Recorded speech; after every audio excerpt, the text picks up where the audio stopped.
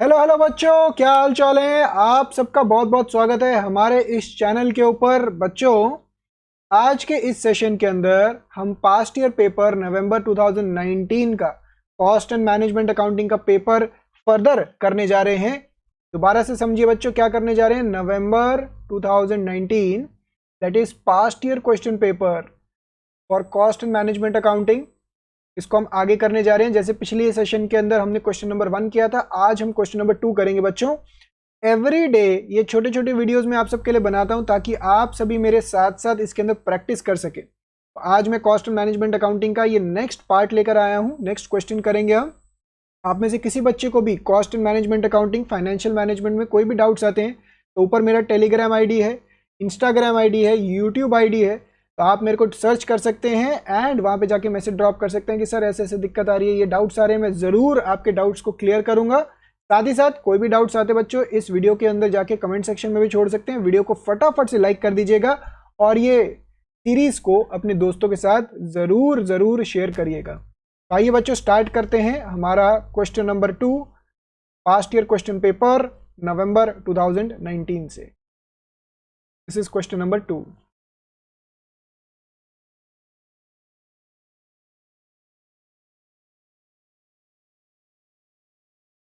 All right, question number 2। PQR Limited has decided to analyze the profitability of its new customers. It buys soft drinks bottles in cases at this। तो ये उसकी क्या हो गई बच्चों, ये उसकी कॉस्ट हो गई 45 रुपीज पर case. This is the cost and sells them to retail customer at a list price of 54। List price का मतलब भाई लेबलिंग में लिखा हुआ है कि भाई इतने का आपको मिल जाएगा 54, हम यानी कि 54 का बेचते हैं। Number of unit sold, list price, अच्छा एक्चुअल सेलिंग प्राइस। देखिए एक्चुअल सेलिंग प्राइस और इसके बीच में फर्क है, यानी कि कस्टमर्स को, कुछ कस्टमर्स को डिस्काउंट भी दे रखा है और एक्चुअल में हम उसको कम का बेचते हैं। नंबर ऑफ परचेज ऑर्डर्स, ये सब गिवन है हमें। तो ये तो एक्टिविटी बेस्ड कॉस्टिंग का क्वेश्चन लग रहा है। बिल्कुल, the 5 activities and there cost drivers. तो यहाँ पे कॉस्ट पूल स्टेटमेंट बनाने का जरूरत ही नहीं है। क्यों नहीं जरूरत, क्योंकि ऑलरेडी आपको एक्टिविटी कॉस्ट पर एक्टिविटी के हिसाब से, कॉस्ट ड्राइवर के हिसाब से पहले से ही करके दे रखा है क्वेश्चन में। तो आपको ये अलग से करने की जरूरत नहीं है, ये पहले से ही आपको निकाल के दे रखा है। रिक्वायरमेंट नंबर 1 क्या है बच्चों, रिक्वायरमेंट नंबर 1 क्या है, compute the customer level operating income of each of the 5 retail customers by using the cost drivers. ठीक है, तो हर कस्टमर का एक ऑपरेटिंग इनकम निकालना है। ठीक है, और examine the results. Part B second को तो बाद में करते हैं, पहले पार्ट नंबर 1 कर लें इसका। तो आइए मेरे साथ साथ लिखना शुरू करिए। जो भी बच्चे फॉर द फर्स्ट टाइम आ रहे हैं, मैं आपको बता दूं कि आपने करना कैसे है। आप सभी ने एक रजिस्टर मेंटेन करना है और रजिस्टर के अंदर मेरे साथ साथ प्रैक्टिस करना है। इसके अंदर question number 2, this is past year question November 2019, question number 2 का पार्ट ए करने जा रहे हैं। ठीक है ना बच्चों, तो इस तरीके से लिखिए पूरा, ताकि आप जब अपने रजिस्टर के अंदर बाद में by the end of these videos, ये बच्चों बहुत भर के वीडियोस बनने वाले, एंड ऑफ द वीडियोस के अंदर आपको पता लग जाएगा कि हाँ ये कर रखा है। ठीक है ना, एक एक करके स्टार्ट करते हैं, एक एक करके स्टार्ट करते हैं। तो फॉर्मेट बना लेते हैं यहाँ पे।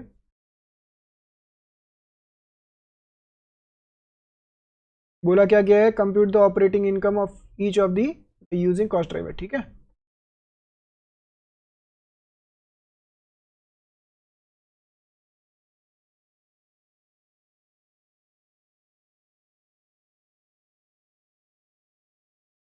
Particulars number A, B, C, D,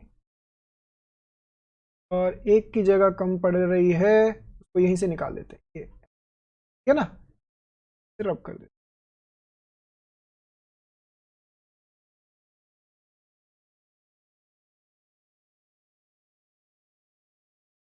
particulars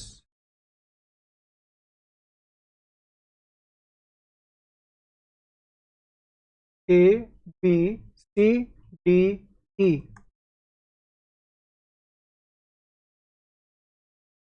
सबसे पहले तो यहाँ पे units into selling price, actual selling price कर देंगे हम सीधा।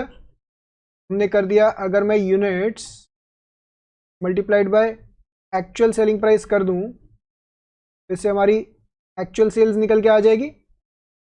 ठीक है ना बच्चों, एक्चुअल सेल्स निकल के आ जाएगी। तो हर एक का कैलकुलेशन मैं यहाँ पे लिख भी देता हूँ। 54 इंटू 9360,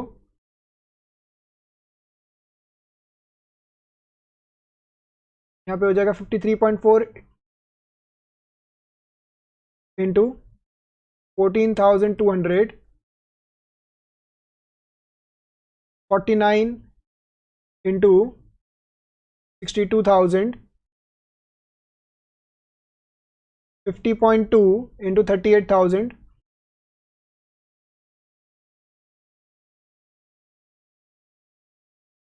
38,000, 48.6 इंटू 9,800,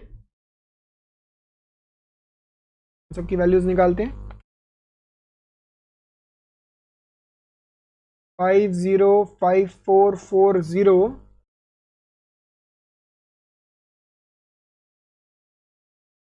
758280, 303800,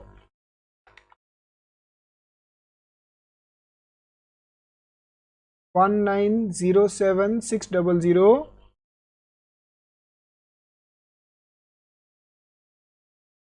476280। ठीक है ना। अब इसमें से पहले तो हम माइनस कर देंगे, क्या माइनस कर देंगे बच्चों, जो भी हमारी परचेज कॉस्ट है। परचेज कॉस्ट कितनी है, 45 रुपीज पर यूनिट के हिसाब से।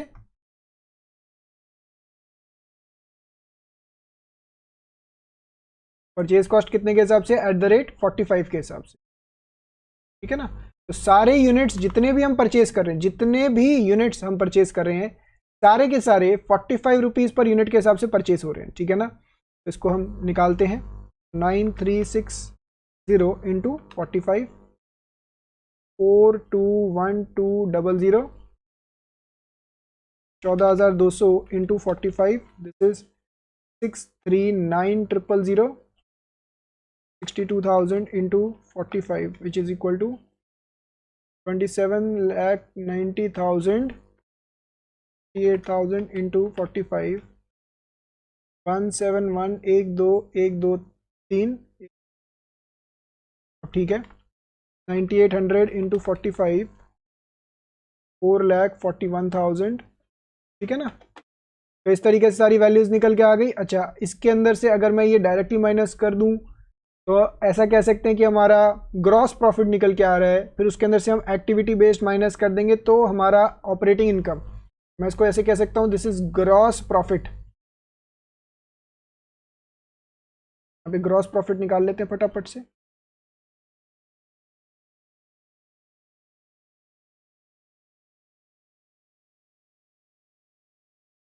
एट 4240,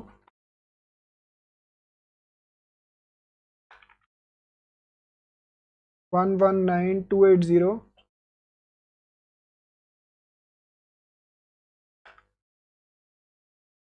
2,48,000,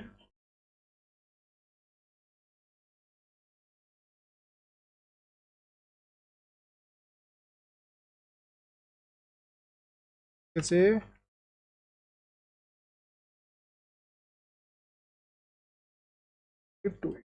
ठीक है ना बच्चों। तो इस तरीके से हमारा ये ग्रॉस प्रॉफिट निकल के आ गया। अब इसके अंदर से माइनस करेंगे एक्टिविटी बेस्ड कॉस्टिंग, लेस करेंगे एक्टिविटी बेस्ड कॉस्ट्स। तो ये कितनी कॉस्ट है हमारे सामने, 1 2 3 4 5, 5 कॉस्ट हैं। तो एक एक करके माइनस करते जाते हैं। तो पहला आ रहा है हमारे पास नंबर ऑफ परचेज ऑर्डर्स। तो कैसे लिख सकते हैं, ऑर्डर टेकिंग कॉस्ट, है ना। तो ऐसे लिख देते हैं ऑर्डर टेकिंग कॉस्ट।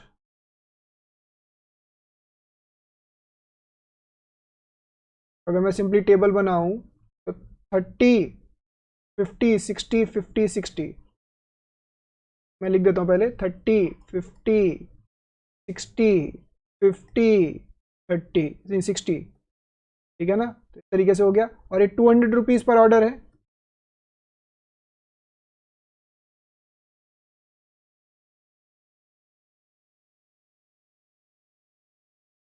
दूसरा आता है ऑर्डर टेकिंग कॉस्ट के बाद दूसरा क्या आता है, कस्टमर विजिट्स।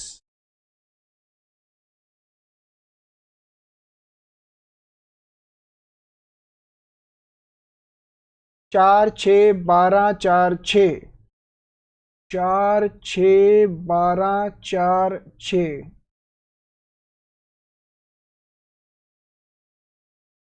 300,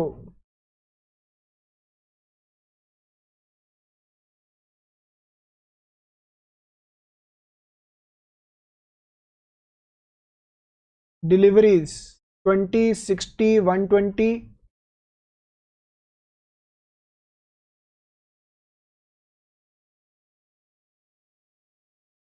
20 60 120 80 40,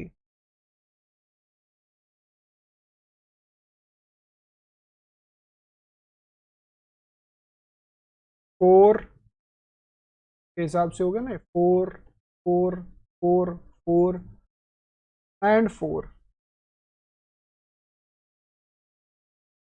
आगे भी खींचना पड़ेगा, एक सेकंड।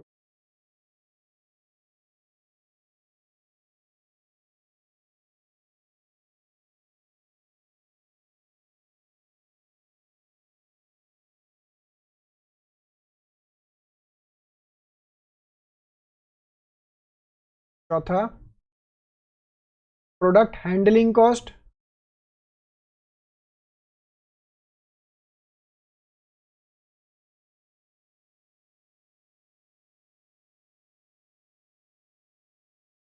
क्या डिलीवरी तो हो गया ना,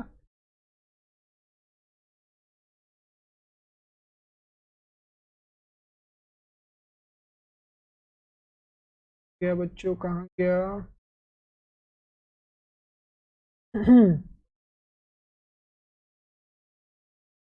एक सेकंड रुकिए बच्चों। Number of customer visits,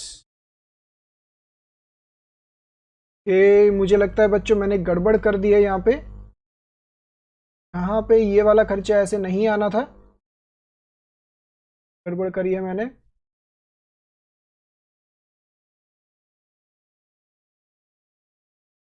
okay, मैंने इसको लाइन को प्रॉपरली पढ़ा नहीं। Deliveries 4 rupees per kilometre travelled, kilometre के हिसाब से आएगा ना, किलोमीटर ट्रेवल पर डिलीवरी के हिसाब से तो ये है, तो इसको मल्टीप्लाई करना पड़ेगा इस चीज के साथ, इसको मल्टीप्लाई करना पड़ेगा बच्चों इस चीज के साथ, 4 रुपए पर किलोमीटर के हिसाब इसके साथ।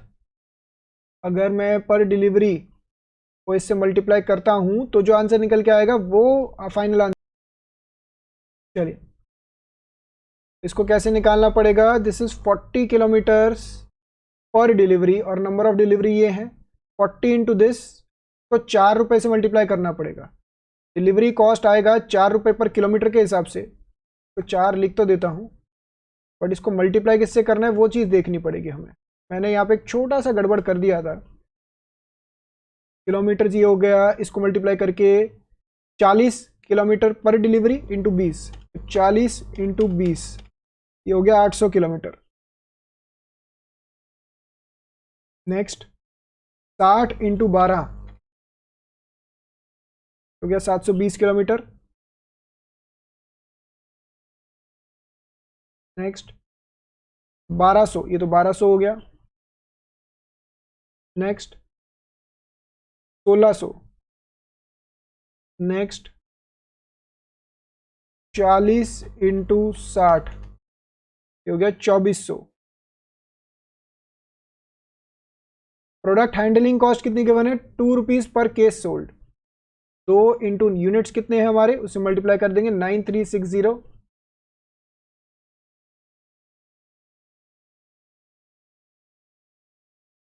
2 इंटू 14 200, 62,000, 38,000, 9800। पांचवा एक्सपेंडिचर ऑन डिलीवरीज, एक्सपीडियंट जो भी है डिलीवरी 100 रुपये पर डिलीवरी, तो सिर्फ इसी के अंदर आ रहा है एक्सपेडाइटेड डिलीवरीज।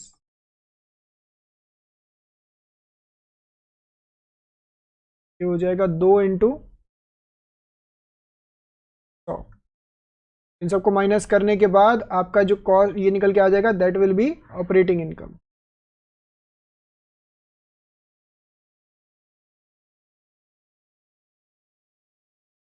ठीक है ना बच्चों, इस तरीके से निकल के आ गया। अब हमें सिर्फ इनका कैलकुलेशन करना रह गया है, तो इनको आइए कैलकुलेट भी कर लेते हैं। 30 × 200 6000, 1200, 3200, 18720,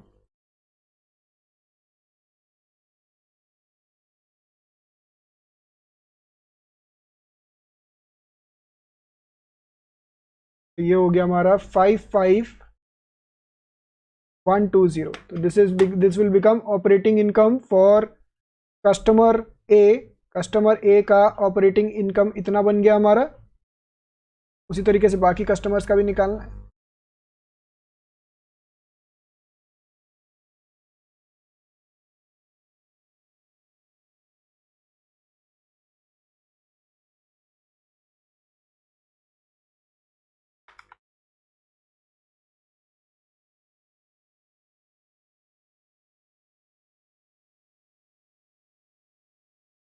एट 400,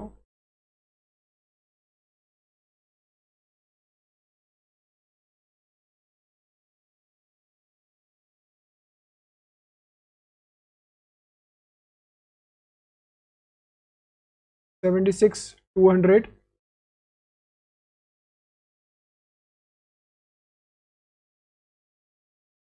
12,000,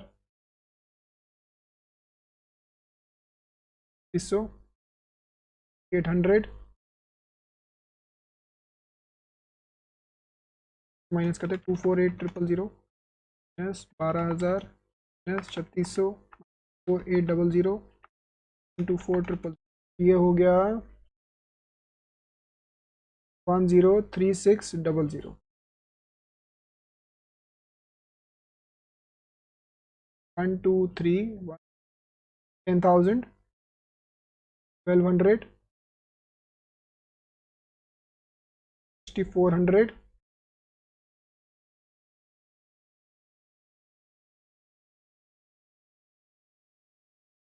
26,000।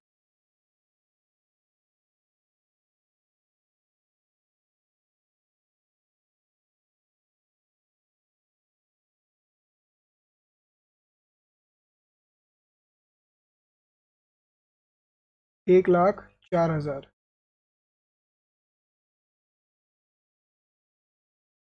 200,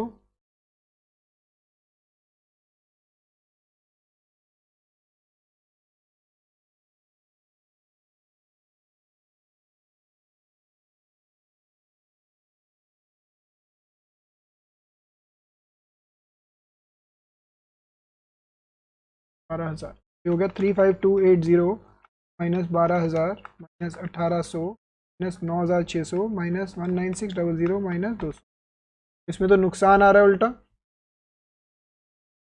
7920। ठीक है ना, इस तरीके से आपके ये सारी वैल्यूज निकल के आ गई हैं। ये सारी वैल्यूज निकल के आ गई हैं।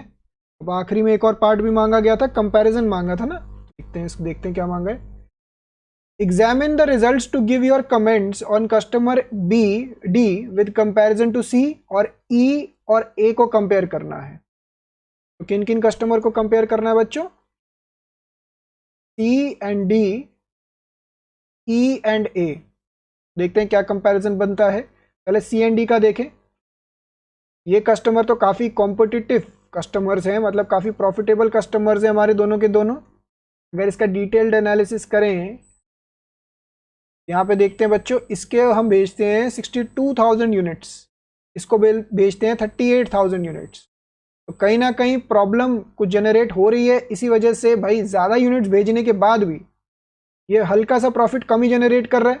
यही चीज़ आप कमेंट्स में भी लिखेंगे, भाई C and D both are very high profitable customers, but उसके अंदर हो क्या रहा है, सी का हम ज़्यादा यूनिट्स बेच रहे हैं फिर भी हल्का सा कम प्रॉफिट हो रहा है। ये हो सकता है इस वजह से हो कि हम इसको ज़्यादा डिस्काउंट्स दे रहे हैं, और ये हो सकता है कि एक्टिविटी ज़्यादा कंज्यूम कर रहा हो। देखिए ना, हाँ एक्टिविटीज़ देखिए कितना ज़्यादा कंज्यूम कर रहा है, यहाँ पे प्रोडक्ट हैंडलिंग कॉस्ट ज़्यादा कंज्यूम कर रहा है प्रोडक्ट वाइज, और बाकी तो ऑलमोस्ट नॉर्मल ही है। ये वाला खर्चा ज़्यादा कंज्यूम हो रहा है जिसके चक्कर में इसका ज़्यादा कम प्रॉफिटेबिलिटी आ रहा है। तो एक तो डिस्काउंट और हैंडलिंग कॉस्ट बहुत ज़्यादा लेके जा रही है। ई और ए के अंदर तो कोई डाउट ही नहीं है भैया, ई कस्टमर को आप कम डिस्काउंट देना शुरू करिए, ई का तो लॉस आ रहा है, जबकि ए जो है दैट इज़ प्रॉफिटेबल, तो ए का ठीक चल रहा है ई के कंपैरिजन में, ई तो लॉस मेकर है। आपको इसका थोड़ा सा पॉलिसी चेंज करनी पड़ेंगी, या तो इसके ऊपर खर्चा कम करिए, आप इसके लिए खर्चा भी ज़्यादा कर रहे हैं और कस्टमर प्रॉफिटेबल भी नहीं है तो फ़ायदा नहीं है। ये सब कुछ चीज़ें लिखनी होती हैं। आप डिटेल में रेफर करने के लिए इंस्टीट्यूट का यहाँ पे देखिए कमेंट्स लिखा हुआ है, इसको ज़रूर रीड कर लीजिएगा। This is from your suggested answers, आपके सजेस्टेड आंसर्स में गिवन है ये, तो इसको आप एक बार ज़रूर घर पे बैठ के रीड करिएगा ताकि आपको पता लगे इंस्टीट्यूट कैसी लैंग्वेज यूज़ कर रहा है। हालांकि आपको ज़रूरी नहीं है कि आप same to same language use करें, आप अगर अपनी भाषा के अंदर भी लिख के आते हैं और प्रॉपरली एक्सप्लेन कर रहे हैं तो उसके नंबर भी आपको एग्जाम में डेफिनेटली मिलेंगे। आइए बच्चों चलते हैं आगे। 10 नंबर का था ये क्वेश्चन, बहुत सिंपल था, बस हो सकता है बच्चा कमेंट्स के अंदर मार्क खा जाए। एक जगह पे मेरा भी अटका था मैं, और वो एक वाला पार्ट उसको स्टार मार्क कर लीजिएगा, that will be very important. मतलब हो सकता है कि आप भी अटकें कहीं ना कहीं पे, तो मैं तो क्या करता हूँ जहाँ पे भी मैं अटकता हूँ ना उसको कहीं ना कहीं स्टार मार्क कर लिया करो, ताकि एग्जाम से पहले जब आप रिवाइज कर रहे हैं तो आपको याद रहे वो। आइए बच्चों बढ़ते हैं आगे। ABS Enterprises produces a product and adopts the policy to recover factory overheads applying a blanket rate based on machine hours. Blanket rate का मतलब सबके लिए एक ही rate. The cost records reveal the following: budgeted production overheads given है, budgeted machine hours given है, तो इससे तो रिकवरी रेट निकल के आ जाएगा। मांगा क्या है पहले वो भी देख लें। To find out the amount of under absorbed production overheads, ठीक है, तो एक एक करके चलते हैं बच्चों। तो मैं इसको साथ साथ में शुरू कर लेता हूं। लिखिए, हेडिंग डालिए, question number 2 part B for November 2019 past year question paper. ठीक है ना बच्चों, इस तरीके से हेडिंग डालिए। अब इसके अंदर सबसे पहले तो रिकवरी रेट निकाल लेते हैं। चलो ऐसे लिखते हैं, अंडर रिकवरी ओवर रिकवरी निकालने के लिए दो चीज़ें चाहिए होती हैं, एक तो एक्चुअल में एक्चुअल ओवरहेड्स इनकर्ड, और एक चाहिए होता है आपको इसके अंदर से रिड्यूस करना होता है रिकवर्ड ओवरहेड। ठीक है ना बच्चों, तो जो भी इसके बीच का डिफरेंस होता है उसे बोलते हैं अंडर रिकवरी या ओवर रिकवरी। तो इसका एक एक करके वर्किंग नोट बनाते जाते हैं। पहला पार्ट यही मांगा गया है ना, working note number 1 recovery rate. Recovery rate के लिए क्वेश्चन ने बोला है कि भैया हम मशीन आवर रेट यूज कर रहे हैं, तो इसका फॉर्मूला क्या हो जाएगा, बजटेड ओवरहेड्स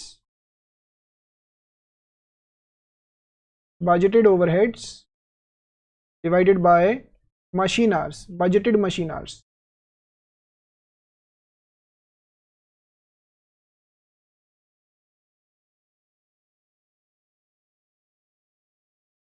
ठीक है ना, तो budgeted overheads divided by budgeted machine hours, इससे आपका रिकवरी रेट निकल के आ जाएगा। तो व्हाट इज बजटेड ओवरहेड्स, यहाँ पे गिवन था 10,35,000 रुपीज, 10,35,000। और what is the budgeted machine hours, this is 90,000 machine hours.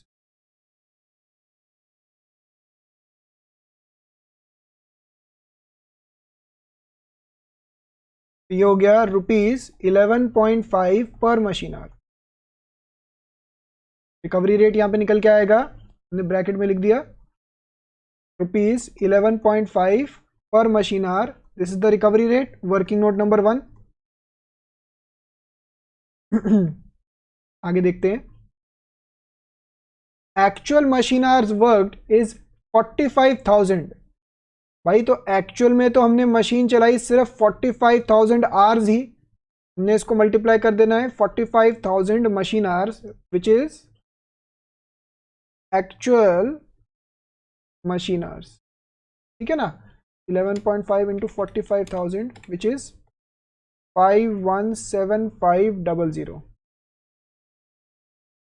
ठीक है।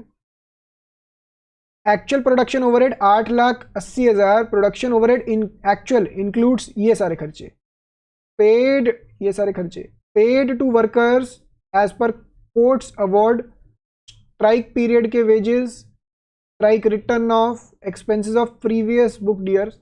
ये सारे खर्चे तो या तो एबनॉर्मल नेचर के हैं या फिर प्रीवियस ईयर के हैं, तो इस साल के खर्चों में ये काउंट नहीं होंगे, ठीक है ना। तो इन सबको इसमें से माइनस करके दिखाना होगा बच्चों। 8,80,000 माइनस 50 प्लस 38,000 प्लस 22,000 प्लस 18,500, ठीक है ना। तो ये हो गया माइनस 1,28,500, इसमें से माइनस करना है, ये हो गया 751500।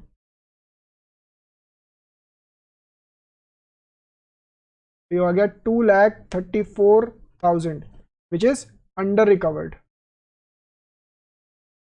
अंडर रिकवर्ड हो गया ना बच्चों, ये this is under recovery by 2,34,000, ठीक है ना। तो रिक्वायरमेंट नंबर 1 तो हमने पूरी कर दी है, अंडर रिकवर्ड, इसको मैं लिख देता हूं यहाँ पे रिक्वायरमेंट नंबर 1। आगे रिक्वायरमेंट नंबर 2 क्या थी हमारी, to give the ways of treating in cost accounts. तो अब लिखा क्या है, प्रोडक्शन हमने किया इतना फिनिश्ड गुड्स का और इतना बेच दिया। बच्चों अगर देखा जाए तो क्लोजिंग स्टॉक यानी कि finished goods ledger control account के अंदर 3,000 यूनिट्स के हिसाब से चला जाएगा, और कॉस्ट ऑफ सेल्स के अंदर यानी कि जितने यूनिट्स हमने बेचे हैं इसके अंदर 27,000 यूनिट्स के हिसाब से चला जाएगा। तो give ways of treating cost accounts to apportion under absorbed over the items. ये क्या हो जाएगा बच्चों, analysis of cost information reveals 1/3 of under absorption of overhead was due to defective planning that is abnormal and balance attribute to increase in cost, this is normal. लिखते हैं बच्चों इसको, लिखते हैं बच्चों इसको, requirement number 2, total under recovery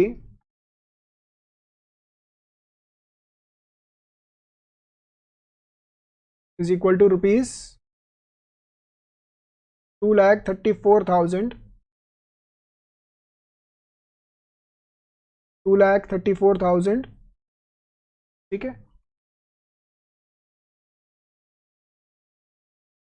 A part 1/3 is due to abnormal reason, that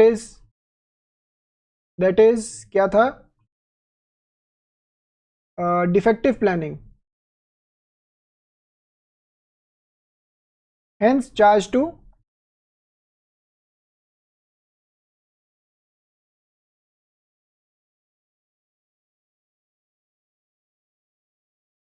costing P&L।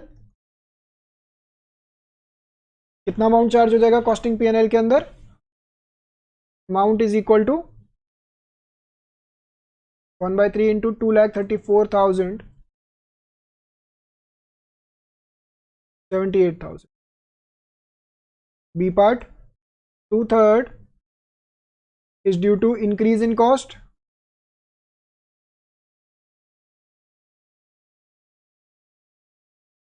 we will use supplementary rate concept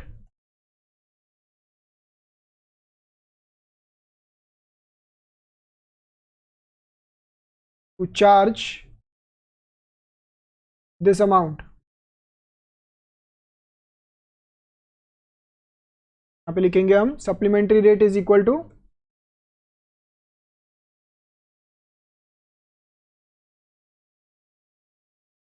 2/3 of ये हो जाएगा 2,34,000 इंटू 2 डिवाइडेड बाई 3, तो ये हो जाएगा 1,56,000 डिवाइडेड बाय कितने यूनिट्स हैं हमारे पास,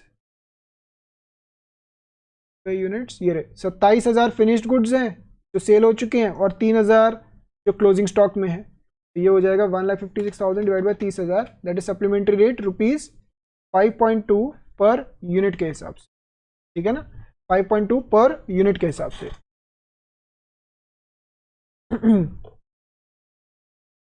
ओके अब इसका थर्ड पार्ट क्या बोलता है, इसका थर्ड पार्ट क्या बोलता है, इसका थर्ड पार्ट बोलता है कि भाई इसको आप अलग अलग जगह पे अपोर्शन करके बताइए। अगर देखा जाए इसकी एक एंट्री बन जाएगी, और एंट्री क्या बनेगी बच्चों, एंट्री बन जाएगी फिनिश्ड गुड्स लेजर कंट्रोल और cost of sales account, debit debit, costing PNL. अगर मैं सबको कंबाइन कर दूं ना इकट्ठे तो कॉस्टिंग पीएनएल का भी आ जाएगा। 2 ओवरहेड्स कंट्रोल,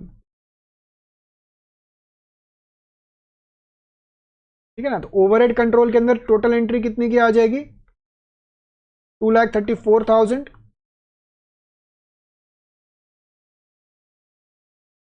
पिंग करके यहाँ पे एंट्री लिख दी। कॉस्टिंग पीएनएल के अंदर डायरेक्टली अमाउंट कितना चला गया, 78,000, है ना। फिनिश्ड गुड्स के अंदर कितना चला जाएगा,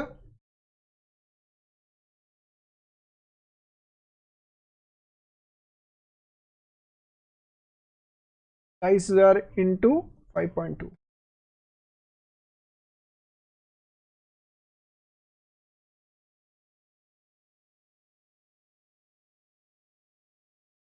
$15,600,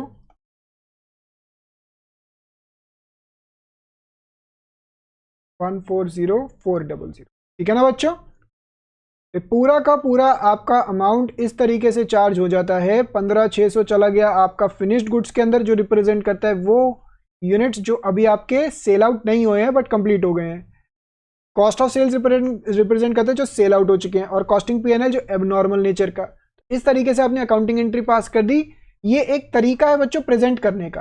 अगर आपको कोई और तरीका भी लगे आप इंस्टीट्यूट का प्रेजेंटेशन भी चेकआउट कर सकते हैं। और इसी के साथ हमारा question number 2 that is 10 + 10 20 marks का कंप्लीट होता है। ये वाला आया था आपका ओवरहेड्स के चैप्टर में से, और पिछले वाला क्वेश्चन आया था आपका एक्टिविटी बेस्ड कॉस्टिंग।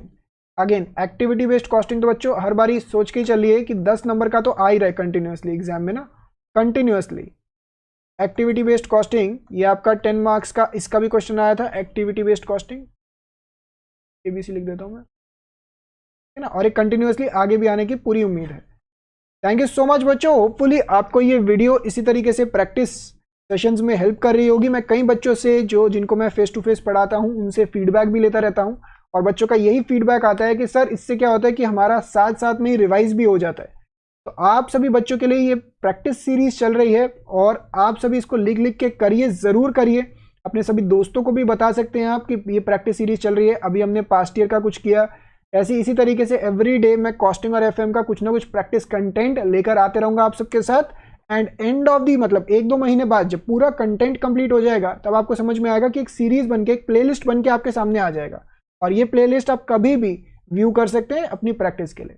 कोई भी डाउट्स आते हैं बच्चों, टेलीग्राम इंस्टाग्राम के आईडीज हैं आपके पास, यूट्यूब का मेरा आईडी है CA ईशान गुप्ता।